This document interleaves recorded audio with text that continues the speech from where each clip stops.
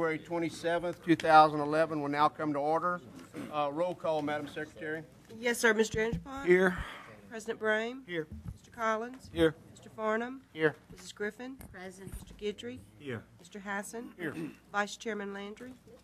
Here. Dr. Mackey? Present. Mr. McMillan? Here. Mr. Scott? Here. Mr. Spell? Here. Mr. Sias? Present. Mrs. Trimmy is present. She's here. Yes. She's here. And Chairman Stelling. Here. Everyone's present. Thank you, ma'am.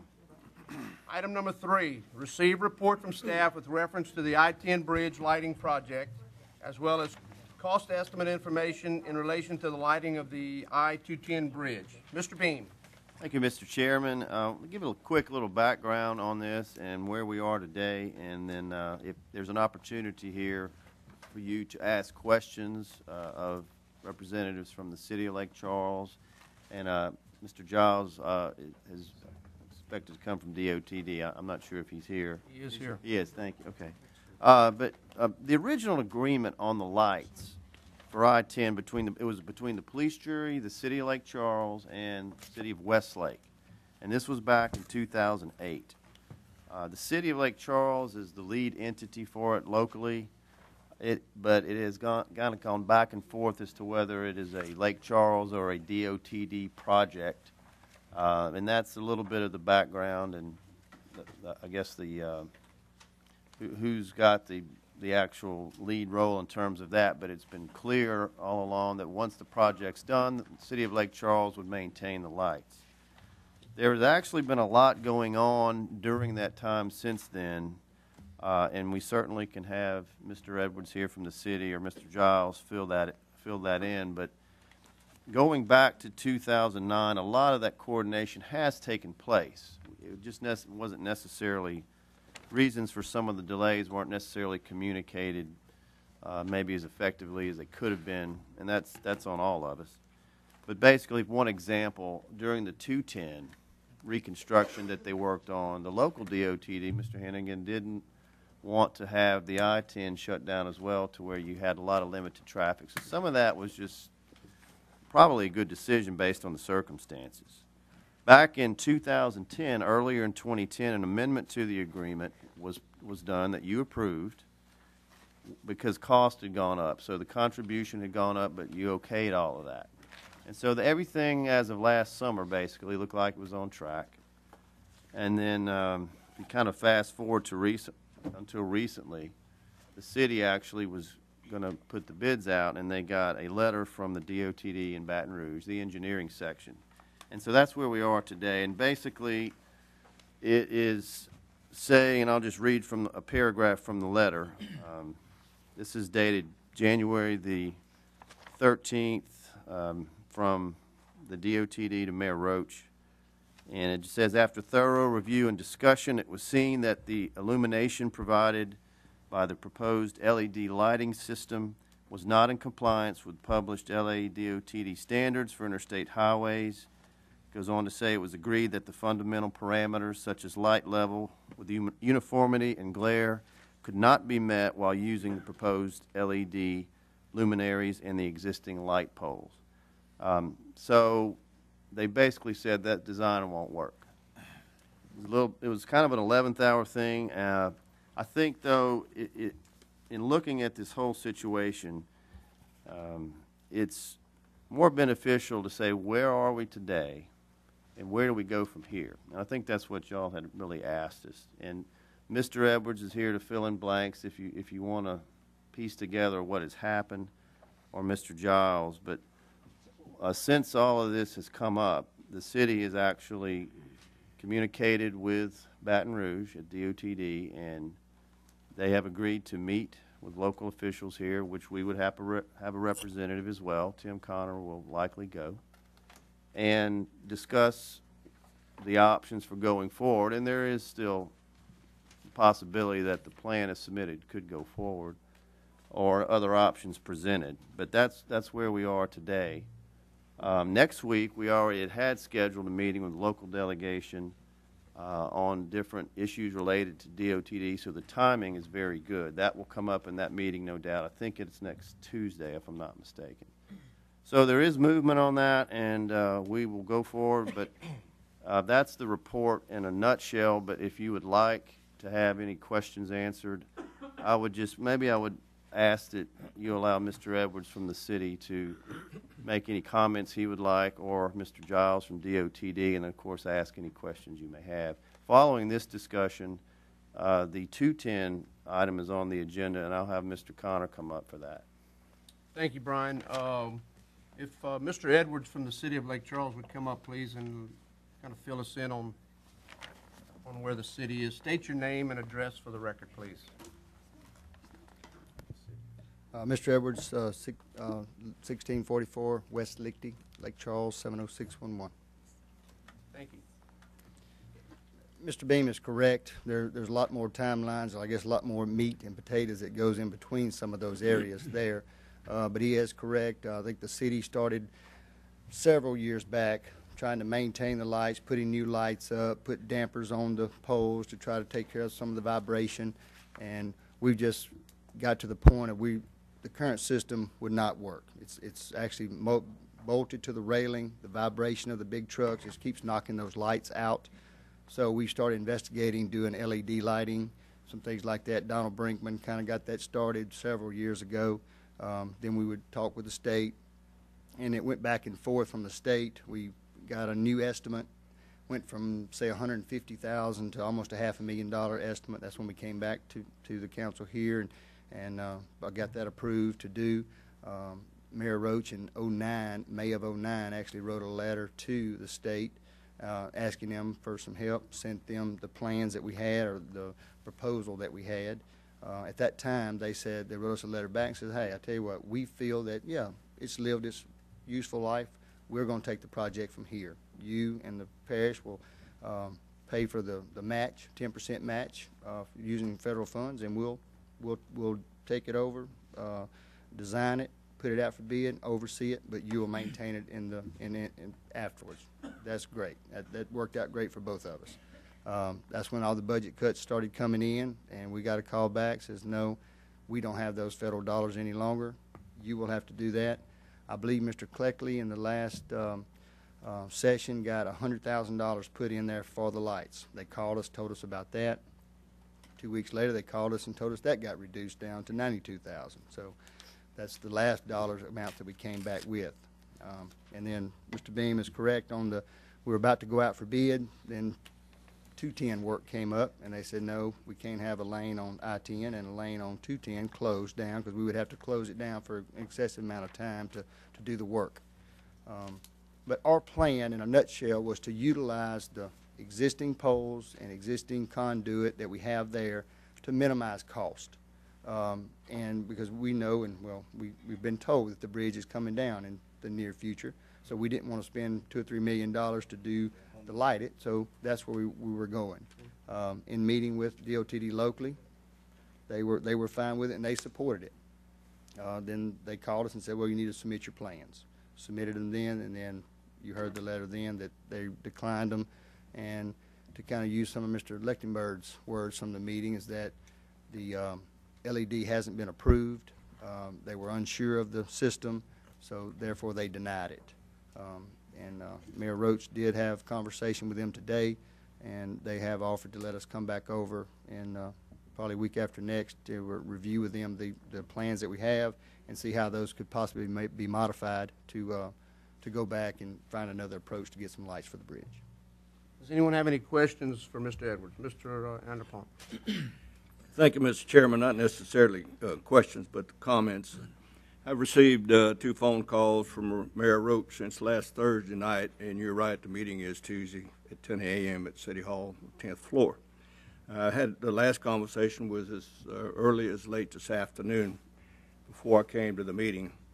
And he basically brought me up to speed, and basically what you said, Brian, the problem that I had basically last Thursday was that I felt like that the issue had become dormant and we weren't really doing anything about it, but I didn't realize at the time the city of Lake Charles was actually really involved with the issue until this thing came to the forefront. He did tell me also, and I don't know if you covered that a while ago, if you did, but there is plans to have a meeting with the Secretary of DOTD in Baton Rouge forthcoming and soon as I appreciate it to discuss the matter. I'm hoping we can do that before the Police Jury Convention in Shreveport. I know that the governor plans to be there that Saturday as the keynote speaker, and I don't want to visit with him about it, but I will if I have to, you know. And if it can't be a one-on-one, at least maybe by then we can write a letter and just hand give it to him and tell him where we are on this thing, and we may need his help. I appreciate all the efforts that the city of Lake Charles has done. It's not an issue that's personal with me. It's an issue that I think it comes down to safety for everybody who travels over that bridge. And to some degree, it has been neglected from a painting standpoint of view, and it's starting to show rust in some areas, and that's not healthy, you know. So I don't know where we're going with the bridge. Quite frankly, I don't foresee a new bridge in my lifetime. I don't know about some of y'all, but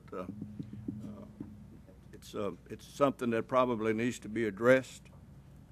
But I'm not in the driver's seat on that issue. But I do appreciate you being here this afternoon and enlightening everyone on where we are and where we're going. I think that we've made strides in a week. I'm convinced of that. And thank you, Brian, for your report. Mr. Chairman, I yield. Thank you, Mr. Anderson. Does anybody else have any questions for Mr. Edwards? Thank you, sir. We appreciate it. Could we get Mr. Giles to come up from the Louisiana DOTD?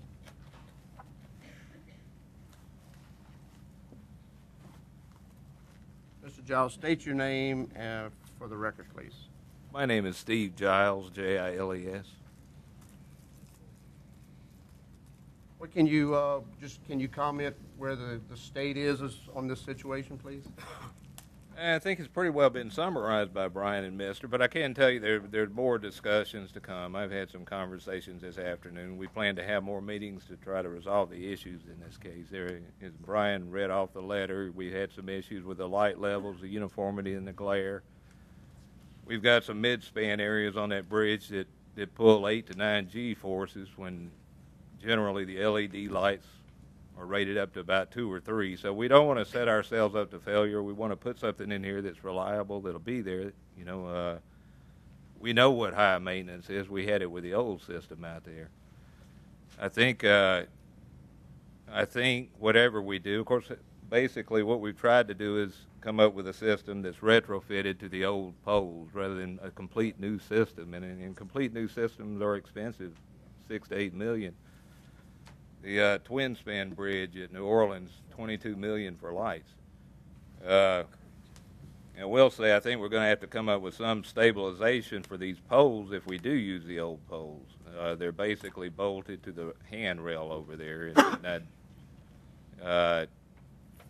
it's going to be difficult, you know. And they're short also. They're less than 30 feet tall, which brings into these shaded areas. You get heavy light in places, you get shade, and it's tough on motorists driving through that kind of an area. But we recognize a problem. We have done you might call it a stopgap project, where we put some reflectors out there, painted the barrier rail on the side, tried to enhance the visibility of the bridge. We weren't trying to do it to replace the need for lights, but we're trying to coordinate it with the lights. So I'm as hopeful as anybody we can get moving with this. Mr. McMillan. Thank you. And Mr. Giles, appreciate you being here. I know that we're looking at a major scope change, and just in your opinion, and I'm not going to try to pin you down on numbers, but we had probably $400,000 allocated to this to do the original lightings. Do you see a large financial jump in the numbers if we do this scope change on the bridge?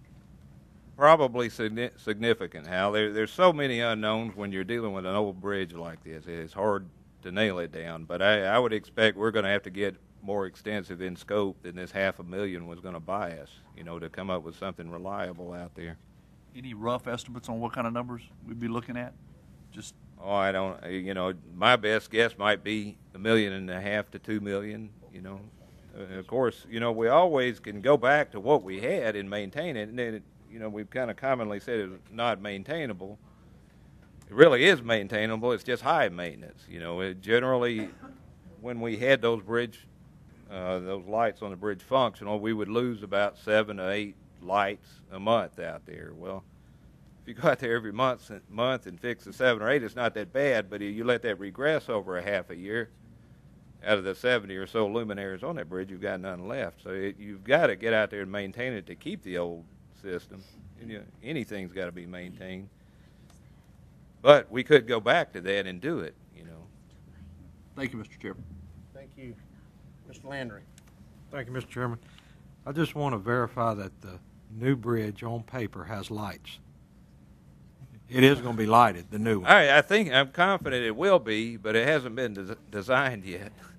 Well, we want to. so I I- would certainly hope that Yeah. we make sure that new one, I think we when can and if assume it ever will. comes, that it has lights on it. At least the part of the plan that we do have, it will be an 8-lane bridge with a much flatter grade on it, wider shoulder. So it'll be a better bridge, and I'm confident it'll have lights, but until we've got a set of plans that indicate that, Thank you. can't say for sure. Thank you, Mr. Landry. Mr. Scott. Yeah, Mr. Giles, what's a rough estimate on repairing 7 a month?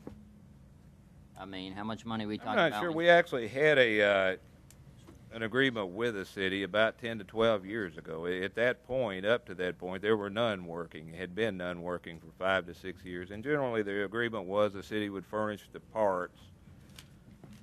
We would do the traffic control and actually do the work. And we did. And we got pretty much every one work. And there were 1 or 2 that we couldn't. But all but 1 or 2 were actually functional at the time. We had some issues getting parts to go out there and maintain, though. We wanted to maintain about every month. We wanted to keep up with it because it'll mushroom on you in a hurry if you don't. But we just weren't able to, procure the parts we needed to do it. And a lot of times you don't know what's wrong with it. You know a light is out, but you don't know what made it go out, if it's the bulb, if it's the head, if it's a relay, whatever it is. So you've got to have some supply of parts to do that. When you've got a lane closed on that bridge, you can't just shut down and go to a store and buy a part. You've got to have it available to you. Anyway, that's what kind of killed that effort, I think. All right. I do have a question for Mr. Edwards, though, if maybe he can shed along.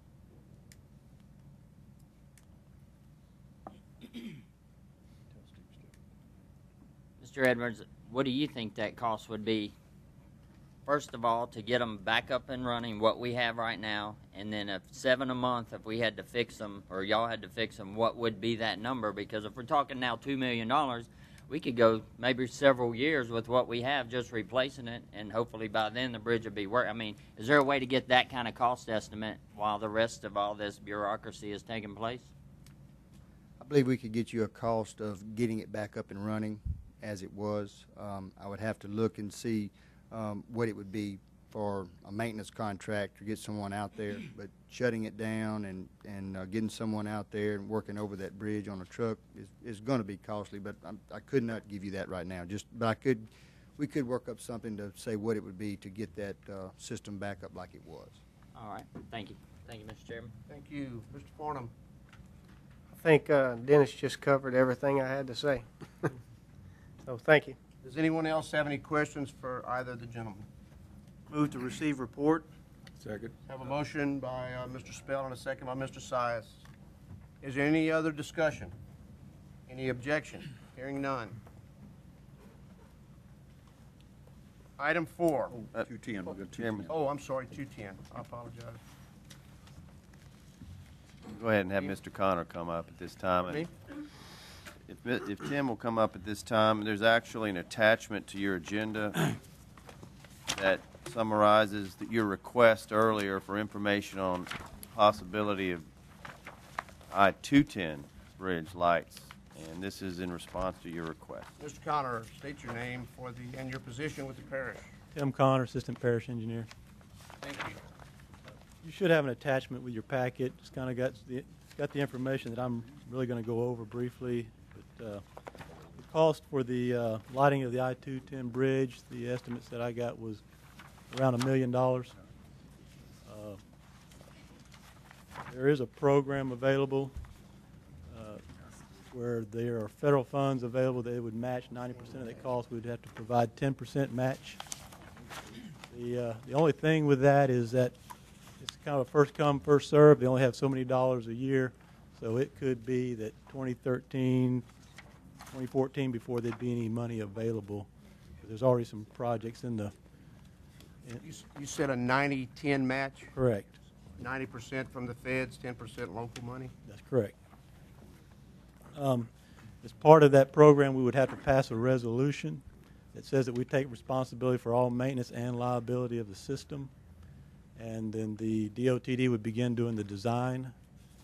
That's probably about a 12 to 14 month period to do all that, and feasibility study. After that's done, we would actually enter into a kind of a contract with them and provide them with a maintenance plan and how we were going to operate the system and keep it maintained. And we could.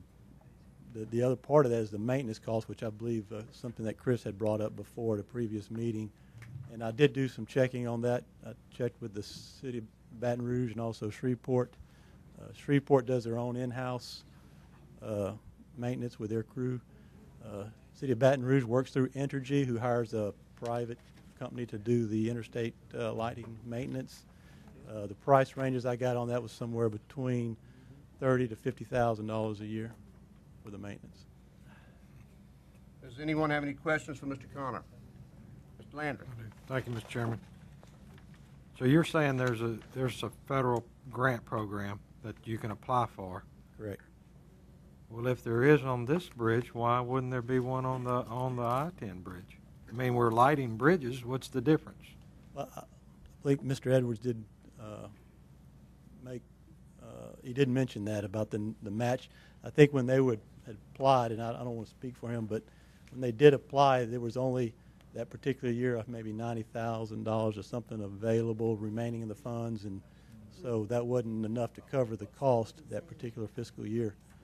But that would be the drawback to this, is that it's first come, first served. So it may be 2013, 2014 before there's even any funds available for this project, but just a matter of how patient we're willing to be to wait on the funds.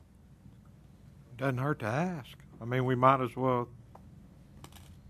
I'd rather pay 10% than 100%. Why can't we just apply for both bridges? Well, I don't think they could do them both in the same year, so it'd just be a matter of first come, first serve. I mean, I don't want to wait 3 or 4 years with no lights on the I-10, but. Well, that may be how long it'll be, though, is what I'm saying. Yeah. So, I mean, we could, but if we're at the point that we're repairing 10 lights a month or what have you, and then later on that grant money comes through that you could replace it with new lighting, and hopefully that new lighting would be able to be used on the new bridge. Maybe they could take it off and. Yeah. Now, their budget is not a huge budget.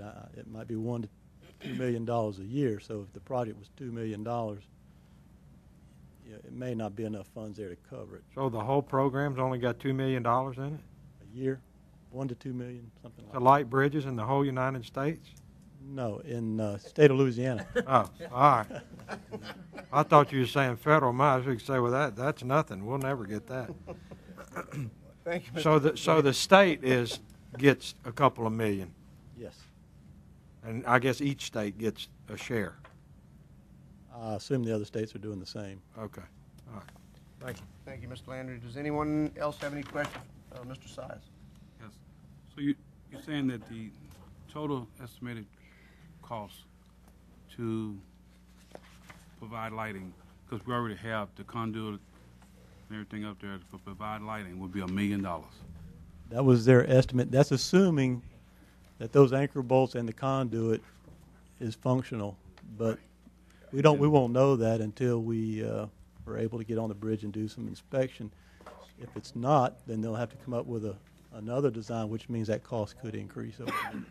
And then secondly, we would have to, in agreement, have a resolution passed to where we would be the one who would be taking care of the maintenance of that particular bridge. And the liability. And so, Or the lighting. so is that something that is that some endeavor that we've taken over before throughout the parish? Have we done something like that, Brian? not for state routes, and Tim could answer as far as there's any lighting on local bridges, but I don't think so because they're just generally not that big and long. So that would be something new we'd have to look into Oh, doing. yes, this was something you requested, but this would be a new thing and another new thing that, with all due respect to the state, that they aren't doing. So it would be a new thing. So also, have we ever come up with our money, $2 million ourselves, and then afterwards apply for the grant? I don't It think they'll doesn't let you work do like that, that? no. Because, I mean, like you're saying, where we right now, we don't know if we talk about 1, 2, or 3 years before the grant would be. Thank you, Mr. President. Thank you, Mr. Size. Does anyone else have any questions for Mr. Connor? Thank you, Tim.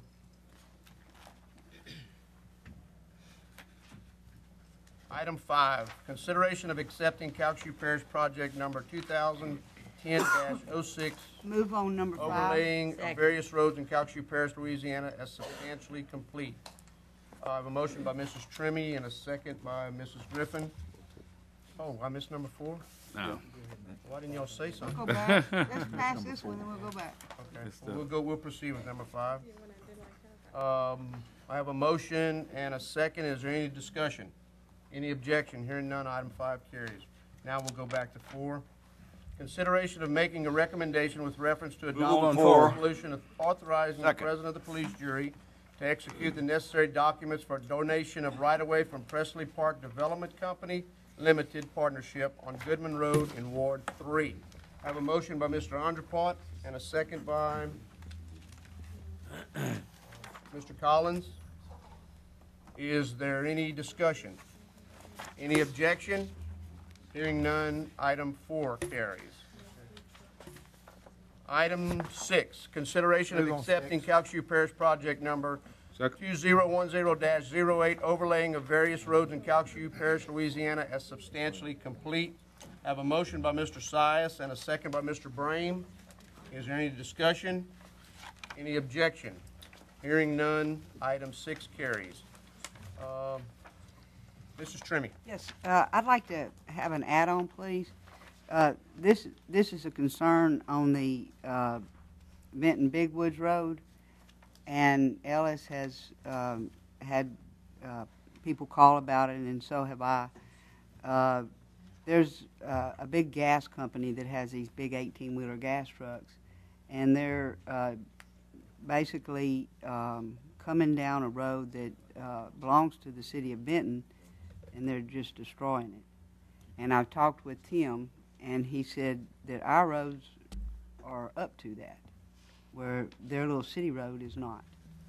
And so what I would like to ask is that to ask the staff to post a no through trucks on Benton Big Woods Road, where it goes into Benton. So what they would do is they would take Gary Cutoff, go to Highway 109, and come around that way on a state highway, and not come through the little road, the small road that's hardly passable by 2 vehicles. And these 18-wheeler trucks are totally destroying it. So I'd like to ask to add that to the Public Works. Thank you. I have a motion by Mrs. Trimmy. Does everyone understand the motion? I have a second by Mr. Hassan. Is there any discussion? Any objection? Hearing none, item 7 carries. And we need a motion to adjourn.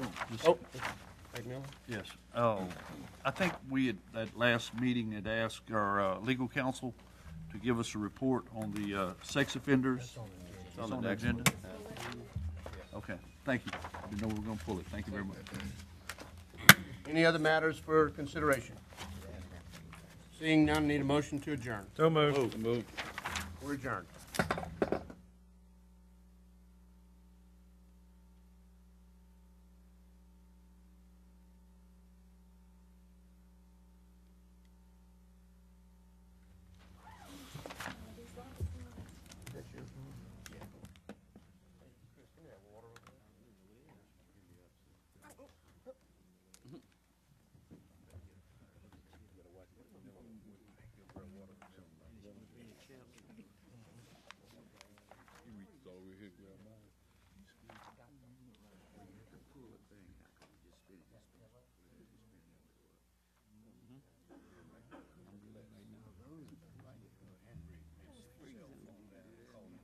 got to be all horn.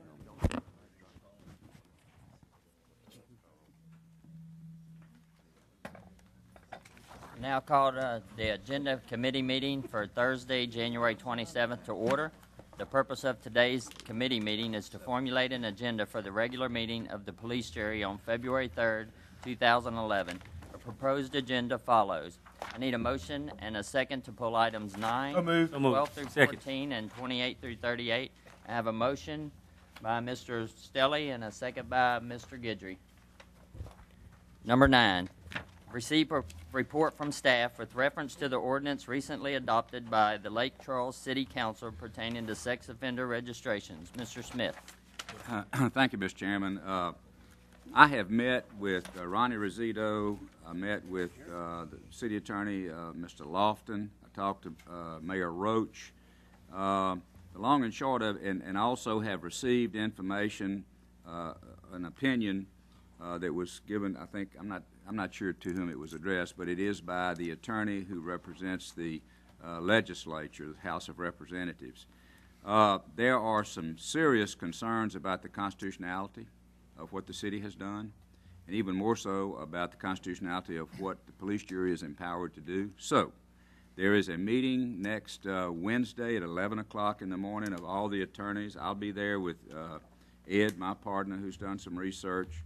Billy Lofton's going to be there. Mr. DeRozier is going to be there with Carla Sigler, who has been researching the problem from the district attorney's office. And the sheriff is going to be there with his counsel, probably. I don't know which one of his lawyers will be there, but everybody is preparing for this because we want to have a roundtable discussion. There are a lot of people who have a lot of constitutional questions about this. For example, if you're a sex offender under our law, you have to register where you live. You live in our way. That's $60. But you work in Lake Charles, you got to register in Lake Charles, $600. So there's some serious problems about whether or not this particular ordinance they have will withstand the constitutional scrutiny. And I would suggest to you that a very likely outcome of the meeting is going to be to ask the Attorney General to wade in. So I would, that's the best I can do today. I've talked to just about everybody who has a concern, and we will meet on Wednesday, and I certainly will bring you a report on Thursday. All right, thank you. Mr. Spell. Mr. Smith, could you please elaborate a little bit on the reasoning why the city of Lake Charles could create this ordinance versus the police jury doing an ordinance of similar nature? I'll be happy to. According to the Constitution of Louisiana, a parish police jury can enact any ordinance that it is specifically authorized to do by law. A home rule charter, which was developed much later in our legal history, a home rule charter, however, is free to enact anything that they wish that is not prohibited by state law. That's the difference in how the two bodies can enact, and you're a legislative body, so that's the two ways that the legislation can come about. So, as I said, I told you there were some serious constitutional issues among people about the city. But it's even different with us because there is no statute that I have found out there that would permit us to increase the penalty phase of state statutes, and that's what they've done. Thank you, Mr. Chairman. Mr. Guidry. Mr. Guidry. Thank you, Mr. Chair. Mr. Allen, so my understanding, I guess, of it is that if there are citizens that have concerns about this and how the law is stated, you're saying that basically the state could render some ruling to say that their concerns about this could be overturned by the ruling of what the state could bring to us as to where these sex offenders could locate and where they could actually? I'm not quite sure I understand the question, but let me tell you what I think you're asking, and the answer is, under the present circumstances, most of the people that I've spoke to, the lawyers, believe that we could not do it. If the legislature acts to grant authority to the various communities, entities as well as the police juries, to increase fees as an administrative matter, That is to say, to pay for the amount of money that is required to register these sex offenders. And I'll share this with you today. When I talked to Billy Lofton and also to the mayor, they told me that what they did was that they looked at the salary of one full-time employee with the City of Lake Charles Police Department. That's all this person does. And they looked at the number of new registrations for 2010, and they just divided one into another, and it worked out to be $600 per person. And that's where it came from. So they're trying very hard to, I suppose, to generate funds in harsh budgetary times to pay for the system. But I'm not real sure that we could do that. I got a lot of other legal minds that are going to help me with this, so I'd rather let me talk to them as well. I just want to clarify, and Mr. Smith, I think explained it very well, but because the Constitution word has flown out, the part about the rights is more of a United States constitutional issue. Then there's a whole separate issue, even if that passes And that's what I was muster. kind of. And so it gets complicated, but on many fronts, that's why this is taking a little bit longer than anybody knew. Thank you, Mr. Chair. Thank you, Mr. Guidry. Mr. McMillan. Thank you.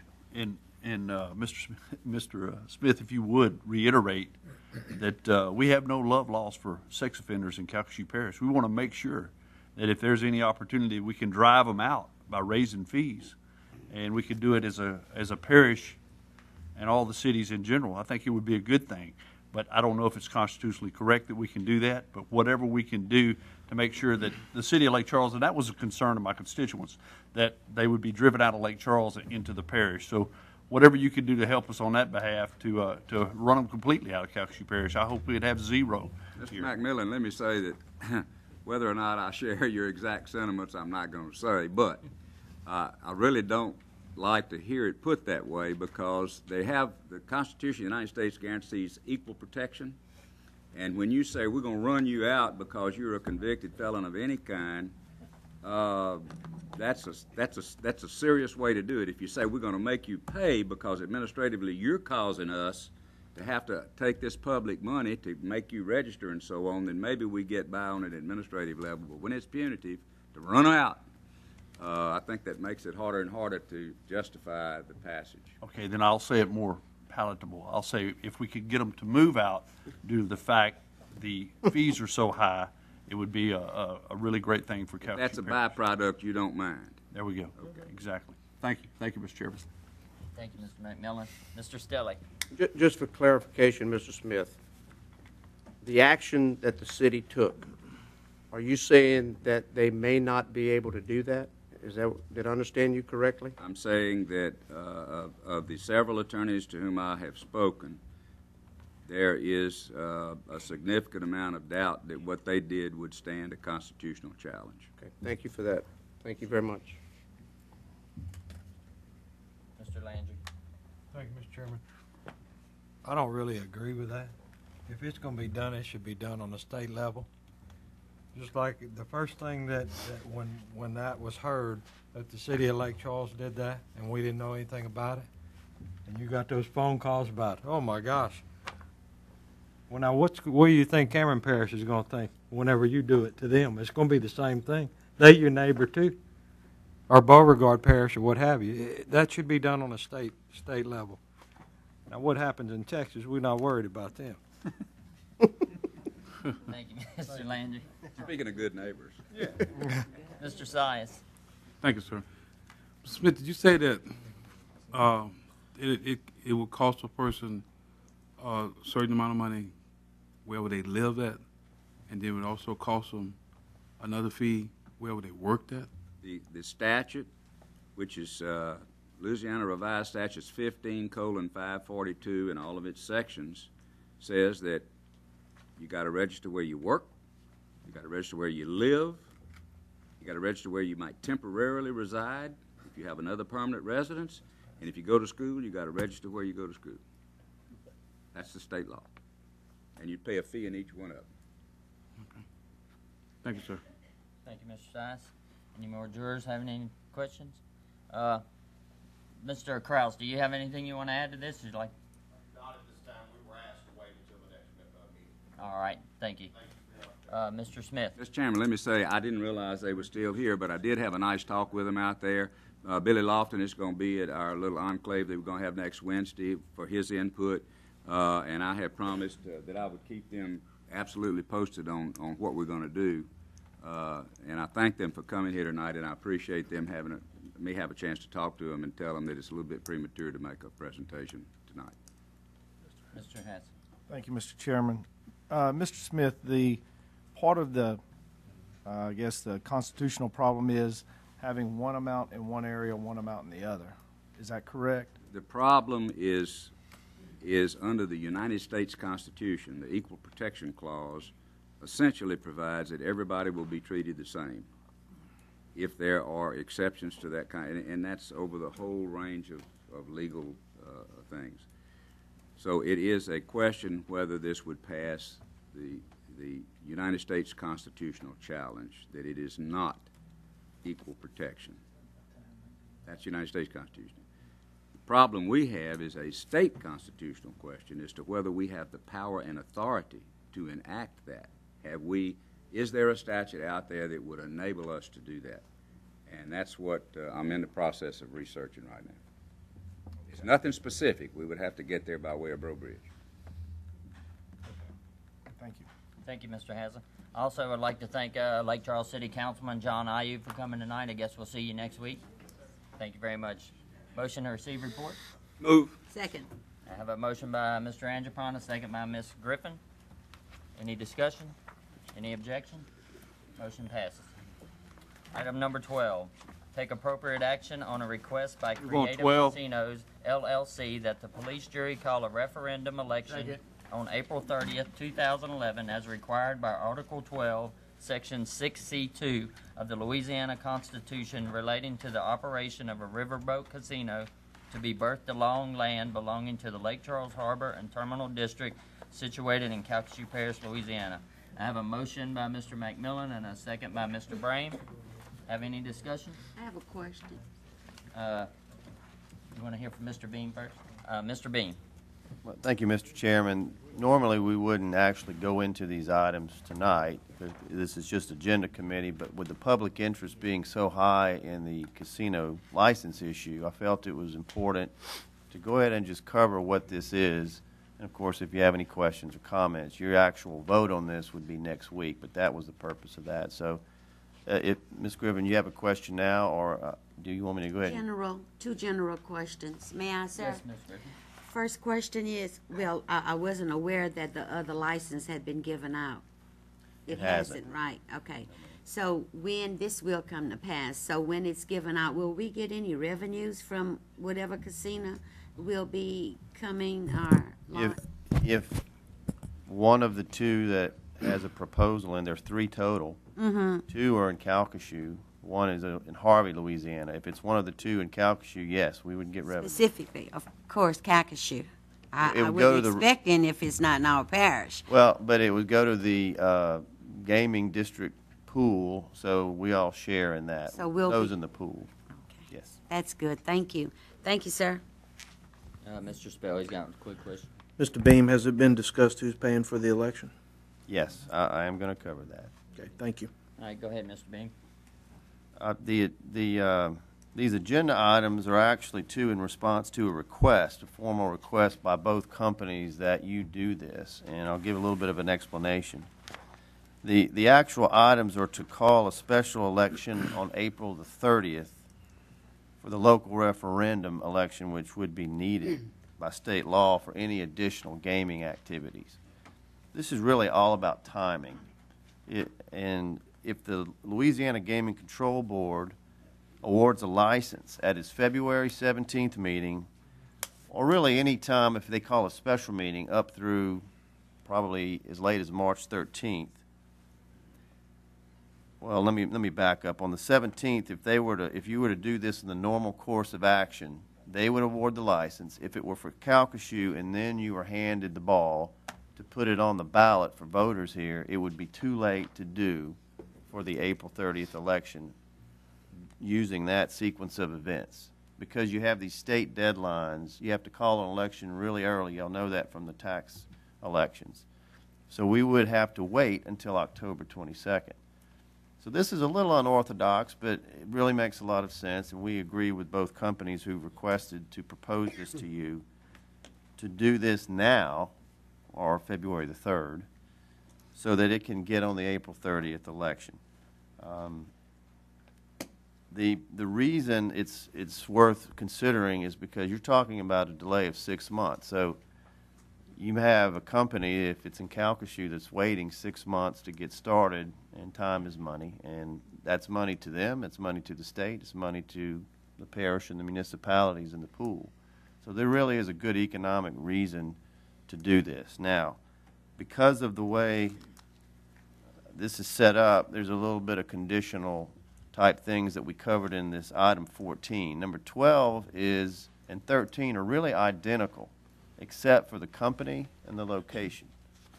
12 is for the Creative Casinos license, if they were awarded, on port property by LaBerge, which was going to be the Sugarcane Bay Casino. The other is St. Gabriel Downs, which would be on City of Lake Charles property here on the lakefront. So that's number 13.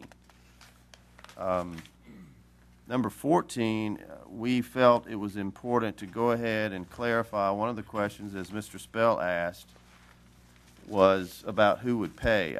What I would ask is if you would go to the attachment for this item called Covenant Resolution number 14, 1 of 2 at the bottom. I think this will answer some questions that you're going to need to address. One is that both companies have committed in writing to pay for or reimburse the parish for the entire cost of the election if held. So that's a good thing. You would not incur that cost. The taxpayers would not. The two items in the covenant, I'll just kind of go to the bottom of the attachment. A lot of the whereases give some background, but by calling the election now, not knowing when the gaming board is going to make its award, you're in the dark. So this is conditional. So these items, if you pass 14, number 1 would say if the Gaming Control Board awards a license basically prior to the state deadlines for calling an April 30th election, and one of the two companies is chosen, the police jury would, by approving this resolution, authorizes the president of the police jury to request the Secretary of State to pull the other election call. So let me just try to summarize that. You've got Creative Casinos and St. Gabriel Downs both applying. Well, they both won't get it, and it's possible neither will get it. That's what number 2 is. Number 1 says if one gets it and the other doesn't, you would authorize Mr. Brame to send a request, take that off the ballot. There's no need to vote on something that's not going to happen.